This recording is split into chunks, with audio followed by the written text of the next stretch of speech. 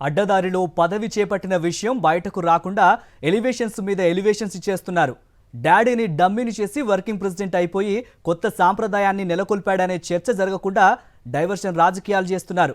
అటు ఎల్లో మీడియాలో ఇటు సోషల్ మీడియాలో మంత్రి లోకేష్ను వీరుడు సూర్యుడు అని జాకీలేసి లేపుతున్న తీరు విస్మయకరంగా ఉందని రాజకీయ విశ్లేషకులతో పాటు రాష్ట్ర ప్రజలు భావిస్తున్నారు. రాజకీయ పార్టీకో నిబంధన ఉంటుంది. నిబంధనల ప్రకారమే పార్టీలో కమిటీలను ఎన్నుకుంటారు. ప్రధానంగా ప్రెసిడెంట్ ని ఆయా పార్టీల మహాసభల్లో నామినేషన్స్ పద్ధతిలో ఎన్నిక నిర్వహించి ఎన్నుకుంటారు. అలా ఎన్నికైన నాయకుడు తన టీములను ప్రకటిస్తాడు. ఇది ఇప్పటి వరకు టీడీపీలో కొనసాగిన సాంప్రదాయం.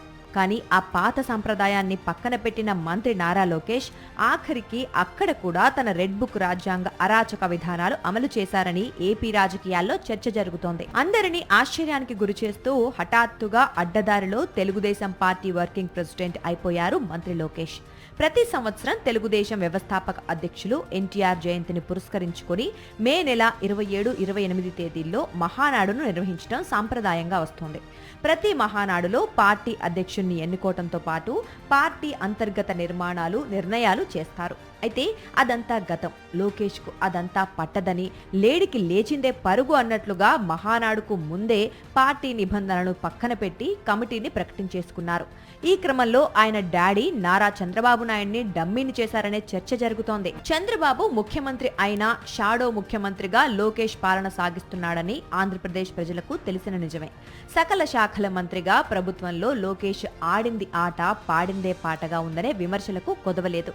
ఈ నేపథ్యంలో ఇటు పార్టీలో కూడా అంతా నేనే అన్నట్లుగా నారా లోకేష్ వ్యవహరిస్తున్నారని, దాని ఫలితమే తాజాగా ప్రకటించిన కమిటీలు అని టీడీపీ సీనియర్లు ఆగ్రహంతో రగిలిపోతున్నారు. 2025 మే నెలలో జరిగిన మహానాడులో చంద్రబాబును అధ్యక్షుడిగా, లోకేష్ ను వర్కింగ్ ప్రెసిడెంట్ గా ప్రకటించడం లాంఛనమని సోషల్ మీడియాతో పాటు ఎల్లో మీడియాలో కూడా పెద్ద ఎత్తున ప్రచారం జరిగింది. ఏమైందో ఏమో గానీ 2 రోజుల మహానాడులో అటువంటి ప్రకటన లేదు. గత ఏడాది మహానాడు వేదికగా వర్కింగ్ ప్రెసిడెంట్ పదవి ప్రకటిస్తారని చూసిన లోకేష్ కు షాక్ తగిలిందని అప్పట్లో అనుకునేవారు.